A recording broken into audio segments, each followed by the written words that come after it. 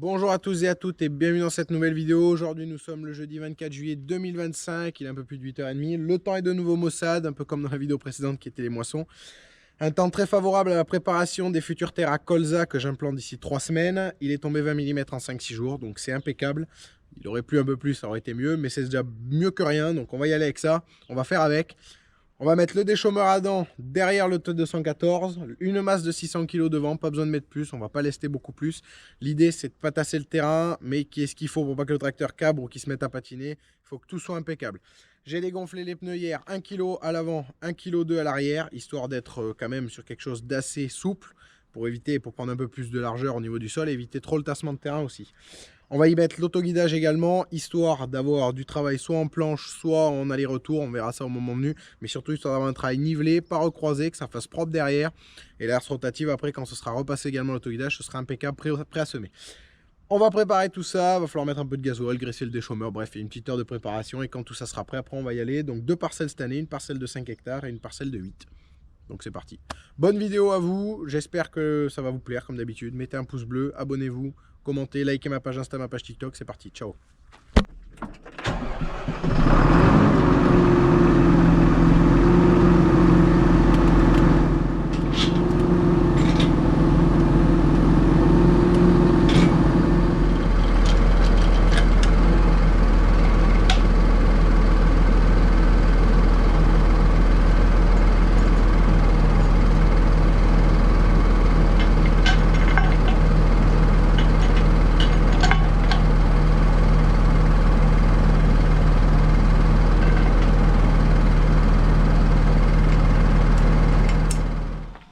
Bon, on va graisser toutes les articulations dedans, donc il y a un graisseur par support.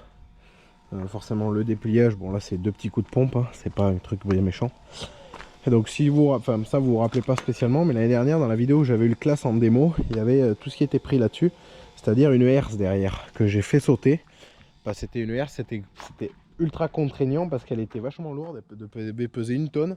Et comme elle se retrouvait au fond du déchômeur, il y a quand même 2,50 m, 3 m là, et ben ça faisait un énorme porte-à-faux, et ce qui fait qu'il fallait une masse immense devant pour pouvoir que le tracteur ne lève pas du nez, quoi.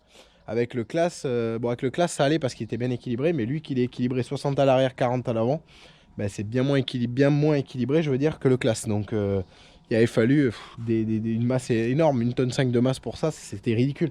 Donc l'intérêt d'avoir fait sauter les airs, c'était pour ça. Les airs, c'était des peignes derrière qui permettaient de réégaliser. Ça faisait pas du aussi bon boulot qu'un rouleau, mais ça faisait quand même du bon travail. Moi, je les ai enlevés parce que comme j'avance pas non plus à des vitesses très très folles, j'ai pas de curadis qui se crée, c'est-à-dire derrière, là, quand la dent elle passe, ça fait un fossé forcément, et ça fait une sorte de billonnement. Ça peut le faire au printemps dans des terres vachement lourdes, mais là, dans des terres où on va et où il y a des chaumes, il y a tellement de racines que ça crée pas de billonnement, quoi. Donc voilà, donc là les dents dessus, c'est que les dents en acier classique, voilà, donc vous voyez la forme. Donc là il y a encore une belle pastille dessus encore à utiliser, donc avant de les changer et avant de les mettre à la ferraille, ben voilà. Et la passe dent carbure, la voici. Donc tu vois que la dent là, il y a plein de pastilles de carbure soudées dessus. Et ça c'est la marque AC Carbure, donc c'est toutes celles que je vais monter. Là-dessus je suis sûr de faire du travail pendant 2, 3, 4 ans sans les changer. Donc c'est certes un investissement, mais tu ne les changes plus tous les 4 matins après. Allez.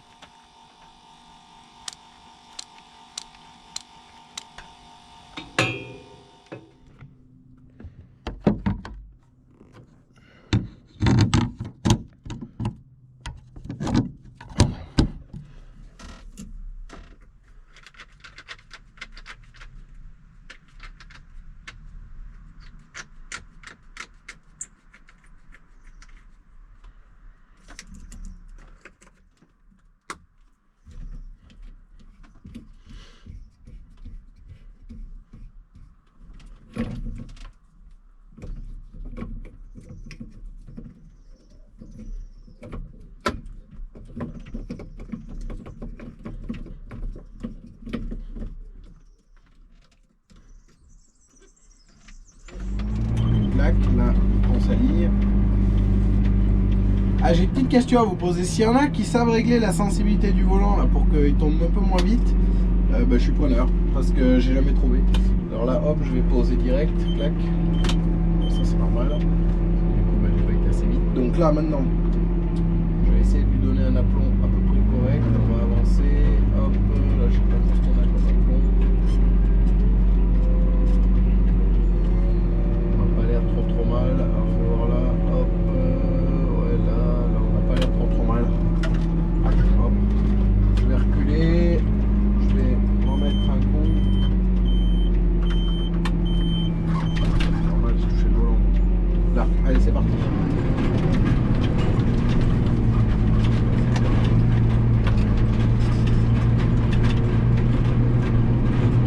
là l'idée c'est de faire une petite vitesse à 6 km/h et demi, ça sera pas mal.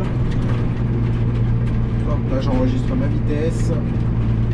Hop, allez. Ce que je vais faire, je vais m'arrêter ici. Hop. Maintenant on va aller voir ce que ça donne. Allez. Là l'idée ça va être de voir à combien de profondeur on gratte à peu près. Je sais pas si j'ai un mètre là, non j'en ai pas, donc on va faire ça à l'œil. Voilà, tu vois la terre elle est fraîche, c'est pas mal. Donc là je rappelle c'est le blé.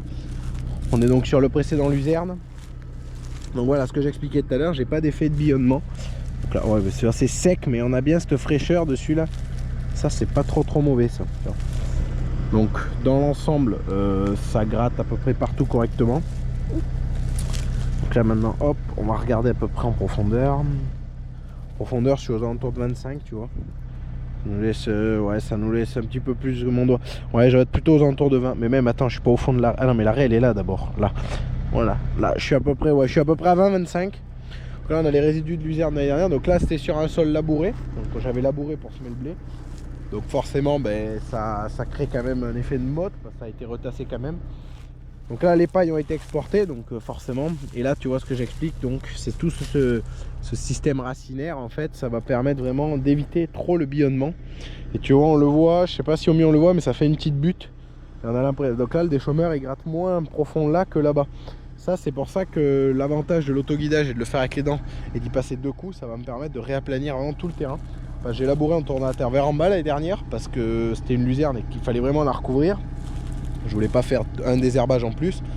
Donc c'est ce que j'ai fait quand même, mais pas pour la luzerne. J'ai fait un désherbage en plus, mais je voulais pas désherber la luzerne parce que ça fait quand même sinon un gros frais.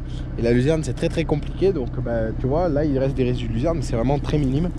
Et là au contraire, ça va être même bénéfique au colza parce qu'il reste à rapporter un peu d'azote. Bon, c'est que dalle, hein, mais ce qu'il y a, ça y est. Bon.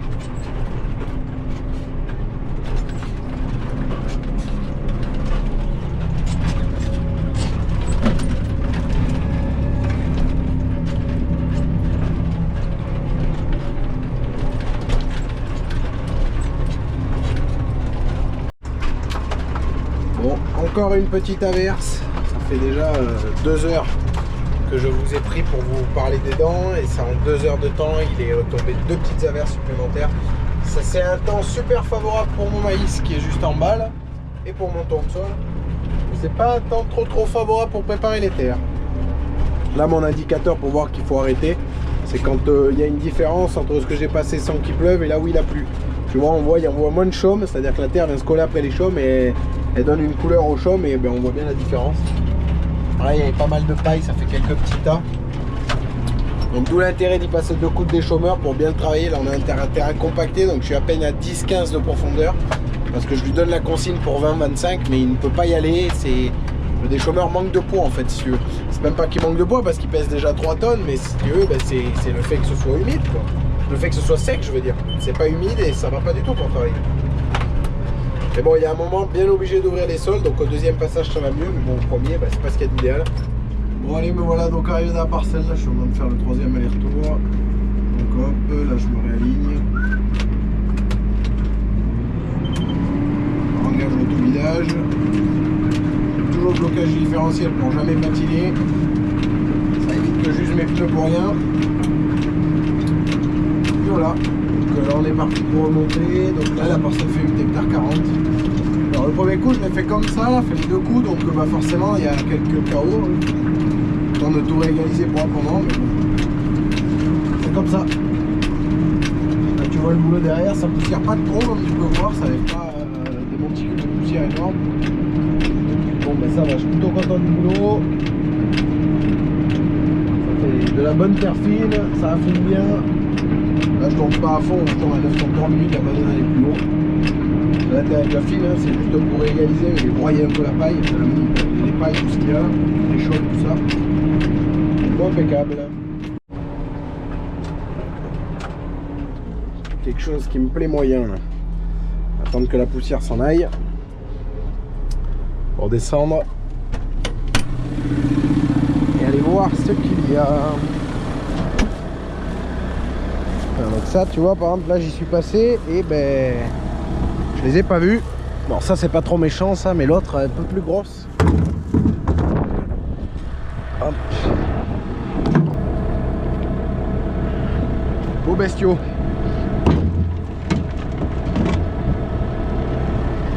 Bon, voilà. Donc là, l'avancée des travaux. Donc là, il me reste que cette petite pointe là, ce que je te parlais tout à l'heure. Ce sera vite terminé.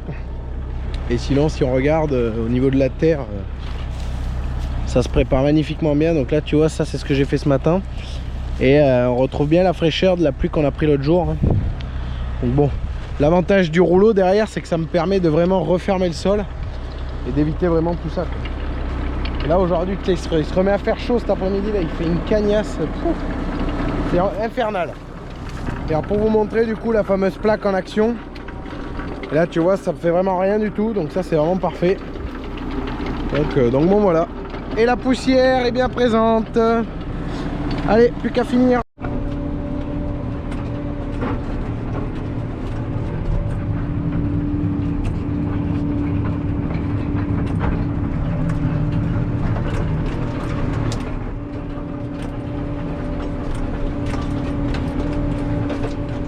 Bon allez voilà, là j'ai rangé tout mon matériel avant de partir faire ma saison de moisson, j'avais déjà tout rangé. Et là du coup je viens de ranger le tracteur à l'abri. Donc là je viens de démonter tout le système de guidage. Donc ça c'est l'antenne, celle qui me permet de recevoir tous mes satellites avant que ce soit retransmis à la tablette. Donc rien que la tablette et l'antenne, il y en a pour 9-10 000 €. Donc il faut vraiment tout enlever, c'est très important. Parce que bah, si tu le laisses dessus, tu te le fais voler, tout simplement.